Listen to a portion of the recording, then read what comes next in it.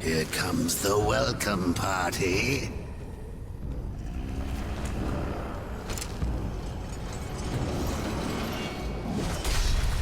War, why don't you introduce yourself? I am hard-pressed to believe that we would find trailblazers in the Western video game development sphere as gung-ho as THQ was. Towards the latter half of the original company's lifespan, they started taking huge risks within their publications. Risks you wouldn't expect from a company whose main claim to fame was pumping out WWE and Nickelodeon licensed games. Sure, they had their hitters outside of that. Volition continued to have their games published under them up until Saints Row the Third, and they would also publish the cult classic Destroy All Humans series. Yet I am still baffled at how THQ managed to acquire a repertoire of damn near AAA quality studios towards the 2010s and then piss it all away with an underselling drawing tablet. The UDraw tablet of certain damnation, if you will. Yet at the helm of it all came a game about certain damnation of the Abrahamic variety, Apocalypse, a game centered around the destruction of humanity under the wings of angels and sent above by hell itself. At the heart of this conflict lies a secret buried for millennia, the Horsemen, the judges, the jurors, and the executioners of the realms between, Darksiders. Darksiders is a product of THQ's attitude towards gaming as much as it is the fashion of Vigil Games, a studio headed by comic book artist Joe Madureira, or Joe Mad for short.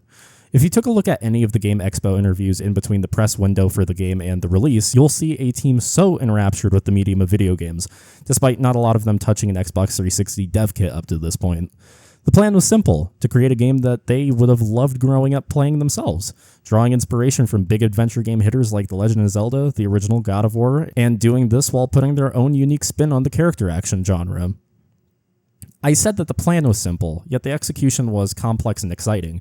Darksiders was always marketed as an adventure game before anything else, something missing from the cultural zeitgeist at the moment.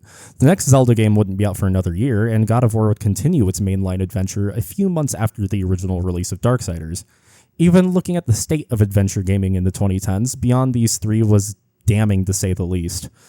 Series like Resident Evil and Devil May Cry were foregoing their adventure roots in favor of a combat-first approach, and it seemed that the future of adventure gaming would be carried on the backs of the rapidly approaching ARPG genre, with games like Dark Souls filling the void that prior games had left behind. While being a gameplay risk already, Joe Mad and Vigil Games had already made plans to turn Darksiders into a big multimedia project, where the games would join comics, books, and eventually a big screen adaptation in the hopes of kicking off a brand new comic-inspired world. Darksiders is drenched in this comically dark world with ugly monsters, righteous angels, and mustache-twirling evil lurking in every corner. It sold well through the art department's insistence on making Darksiders look like a comic book come to life. Cutscenes are privy to this design too. Every frame looks like it jumped straight from Mad's pen and paper and was interpolated to animation gracefully. It's easily my favorite part of Darksiders. Combined with a star-studded voice cast like Troy Baker, Mark Hamill, and Phil Lamar, and Darksiders, with such a light script, becomes a joy through and through to bask in the glory of its campy storytelling. It also helps that our lead man, War, is voiced by Liam O'Brien, who I swear is typecast to play at least one white-haired character in anybody's favorite franchise. Akihiko, Azura, Sanctus, Grimoire Weiss. I know Wise is a book and he doesn't have hair, but shut up, I'm trying to make a point here. That being that if you aren't casting O'Brien as a white-haired badass, then you're making a grave mistake. It's even better when most of his banter will be with the dastardly Mark Hamill demon, who is shackled to War's side by the behest of his council. Even now, Darksiders feels like this risky, dying breath of a genre once held in the highest regard, but thrown to the wayside for linear blockbusters or grand open worlds. Not only is Darksiders biting from Miyamoto and Santa Monica Studios constantly, but it's also trying to punch above its own weight to kickstart a brand new IP in the gaming space, something that wasn't going to conform to norms, or if it was going to, it was going to make damn sure to do them different enough to stand out on their own. That's the interesting thing. Through Darksiders' more inspired approach to development and design, I haven't played anything else like it, or anything like its sequels, for that matter. Darksiders has this interesting approach to encounter design that I would like to call almost Yoko Taro-esque, which is funny because his name wouldn't become mainstream for at least another couple of months. I feel like the most apt comparison you can make to Darksiders is Nier. Both are games heavily inspired by their favorite genres of writing. Nier is a deconstruction of shonen tropes, while Darksiders is an embrace of grimy, bloody comic book tales not too far from a Dark Horse published work. Both are games inspired heavily by God of War to great effect, yet both games are also not satisfied with only being God of War clones. They both change up their gameplay styles consistently, be it through open world segments, dingy dungeons, or on-rail segments. Yet if you've played both games, you'd know that despite them taking on the same design philosophy, they couldn't be further from different. Nier is an examination of violence through video games, while Darksiders absolutely revels in computer-generated violence. Darksiders starts off excessively strong. A hopeless struggle against hell has humanity scattered and torn across a metropolitan area when the Red Rider himself smacks down onto the scene. War has begun. Immediately, you are thrust into a world of chaos and wrath, with the sole objective of laying waste to the entire population of hell and plucking the wings of any angel that gets in war's way.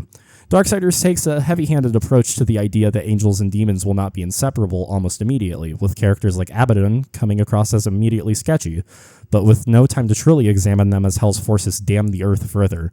This tutorial is one of the strongest hooks I've seen in an action video game since the first God of War, yet therein lies the problem. For an adventure game, Darksiders takes its sweet-ass time getting to the adventure parts of a playthrough. With how much is going on under the hood in Darksiders, I feel like each player is going to come out of this game liking and disliking radically different things, and for me, I heavily dislike the overworld in this game. It's rather interesting because I've never played a Zelda game outside of the very first game, but from what I've heard about this game from other retrospectives like Liam Triforce's, this game takes the worst tropes from that school of design and applies them here.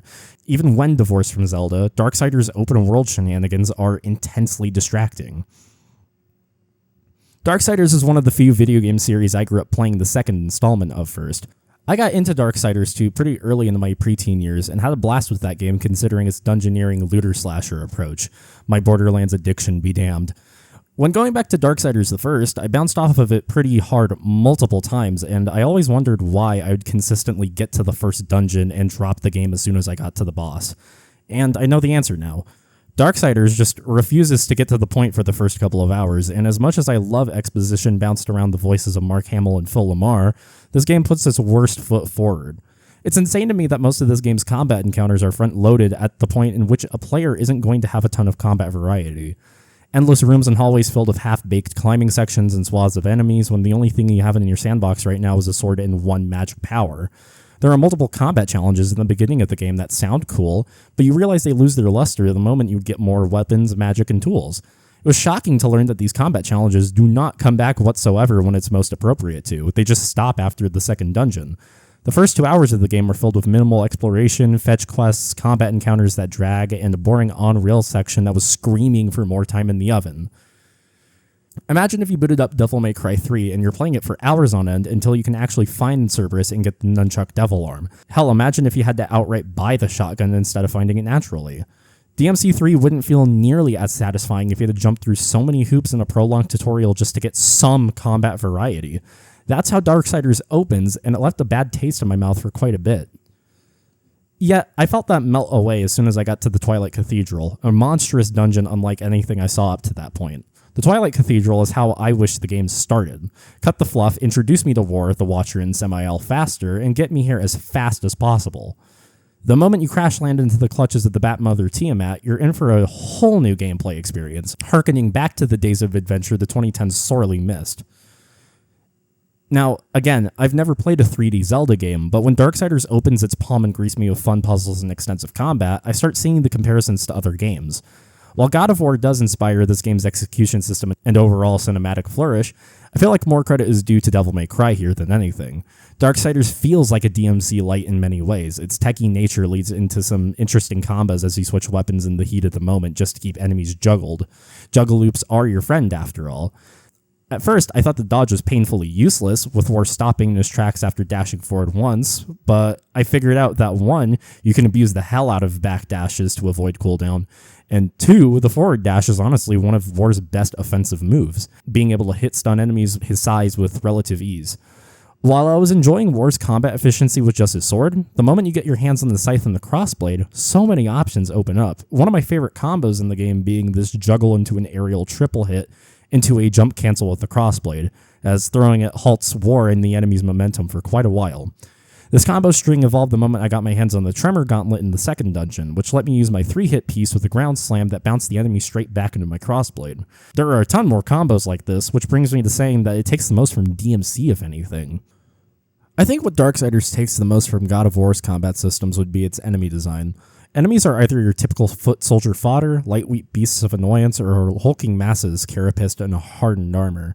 You can handle beasts and soldiers with relative ease, but the big guys are going to be a much heavier burden. You can't juggle them all, so you have to focus on hitting them with your hardest moves while weaving in between attacks or even parrying them.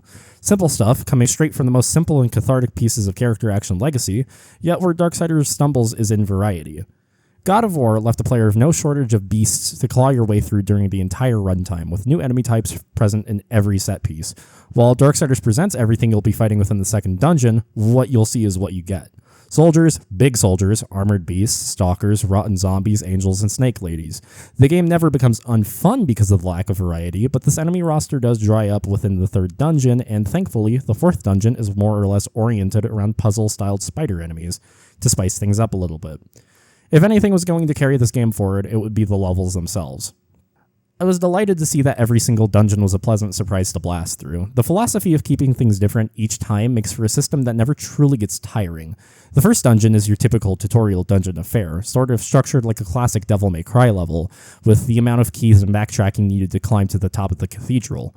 When at the top of the cathedral, War has to throw hands with the Bat-Mother herself, and the fight is a test to see if you can use everything you've learned up to this point.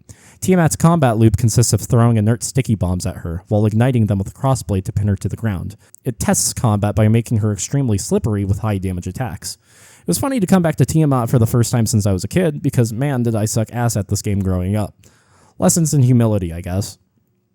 The second dungeon has War traversing through a dilapidated train station, laid to waste by a crab creature named the Griever.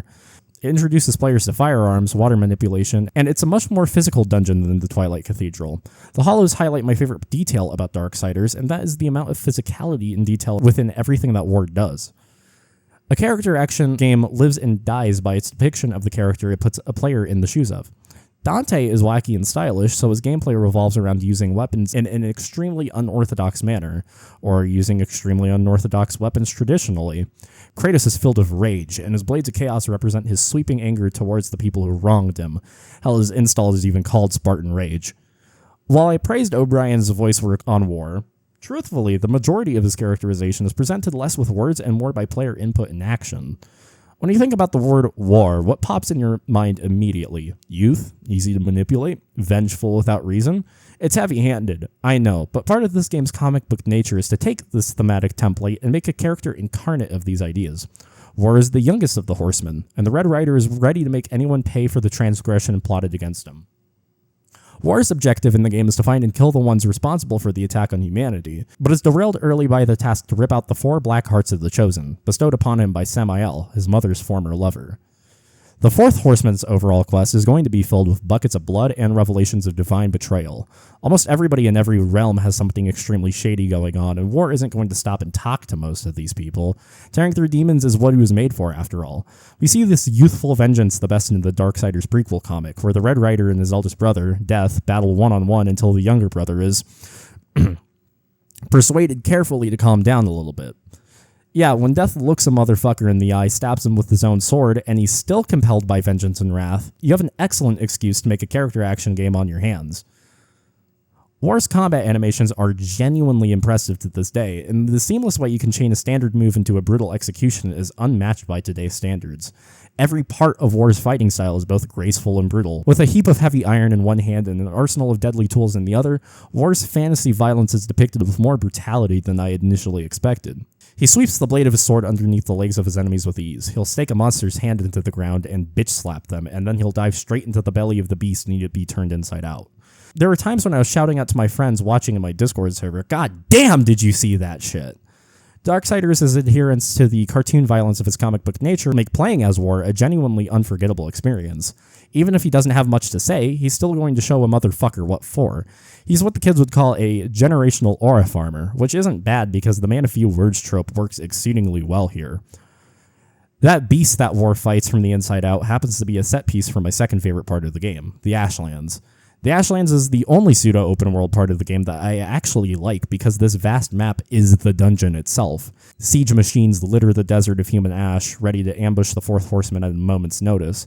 They also serve to keep the sandworms at bay, a reason to use the new time dilation powers that Samael gave War moments before. These time puzzles are extremely fun, and when you get to the final combat encounter, War is a dramatic reunion with his steed Ruin, who changes the course of progression for the rest of the level. The Ashlands open up for exploration at this point, with War finally having a strategy to reduce the local worm population to 0.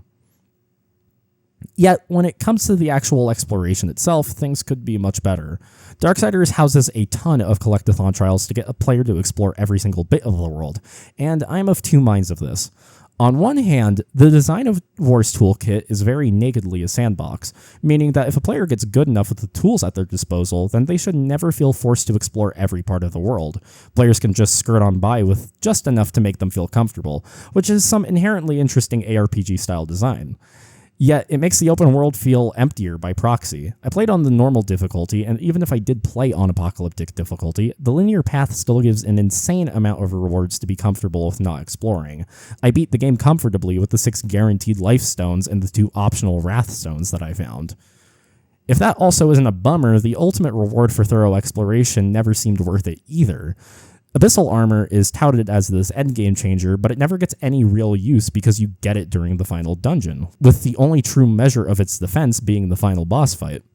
There's one more endgame collectathon challenge, and it is unfortunately mandatory, as reforging the Armageddon Blade is another trial in slogging through the most uninteresting parts of the game. There are new events peppered in between finding blade shards, such as the final fight against Abaddon's second-in-command Uriel, and a couple of fights with future endgame star Special K. But unfortunately, these are not enough to keep things interesting or spiced up for the remainder of the game's runtime. In my 10-hour playthrough of the game, I'd have to say about a good 3 hours of the game were spent doing menial busywork or combat challenges that took way longer than they needed to. Even with these parts of Darksiders still being messy, the final 3 dungeons, including the Ashlands, make up the best parts of the game. The Iron Canopy is where the puzzle difficulty starts picking up quite a bit. Up to this point, most puzzles were solved by using the tool that you got during the mission to progress. In Twilight Cathedral, you'd throw the crossblade at hard-to-reach bombs. In the Hollow, you'd punch Icicle with the Tremor Gauntlet to get access to areas you couldn't before. And the Ashlands uses time dilation tricks to keep War away from sandworms. The Abyssal Chain is our new tool from here, and it's probably my favorite tool. It can yank either War or his enemies immediately towards each other, allowing for hit stun on weaker enemies and a quick grapple towards the big ones. It can't aerial cancel, but it's much more effective for swapping between targets than any of the other tools. Traversal becomes incredibly interesting with this, as War can hit new grapple points to get to areas once inaccessible. There are some multi-step puzzles in this dungeon, like the one where players must dilate time in order to hit a grapple point covered in Half-Life barnacles. Speaking of Valve, the weirdest tool I had not expected to be pulled from another game comes from the final dungeon. The Black Throne is a 3-layered dungeon with the express purpose of challenging the player's puzzle-solving skills more than anything else.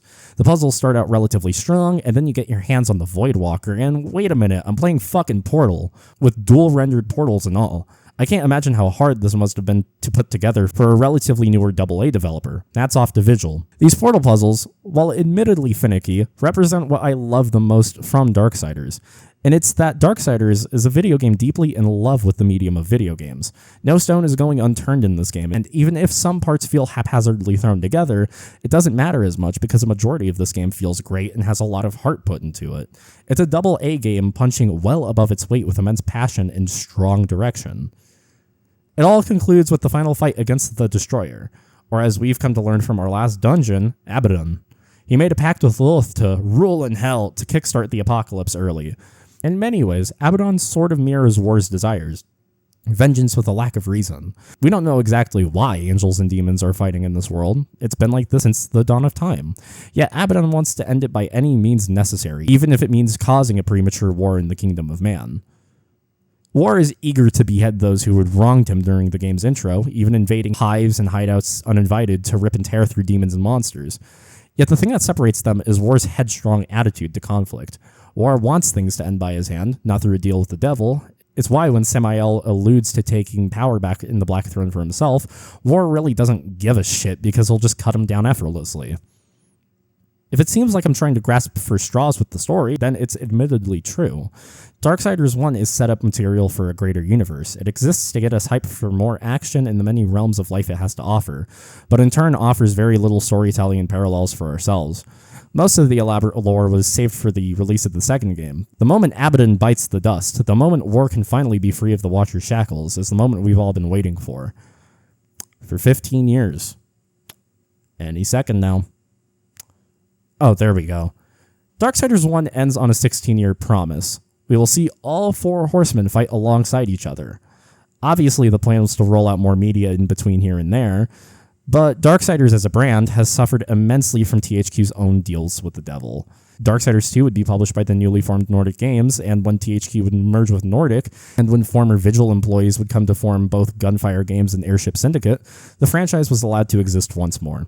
Each horseman has their own game now, complete with their own style of gameplay. Death has looter elements and a heavier emphasis on the open world and dungeons. Fury has her souls-like romp through the lands ravaged by the 7 deadly sins. And Strife has an isometric co-op dungeon crawler that he shares with War. I intend to go through each one of these over the next couple of months. That all being said, despite Darksiders stumbling in a few key areas, I couldn't recommend this game enough. We don't get a lot of weird risks like this anymore from the AA market, outside of the works of Vigil, Gunfire, and Airship. I hope when Darksiders 4 comes out next year, that the 16-year promise wasn't all for nothing. Thank you deeply for watching.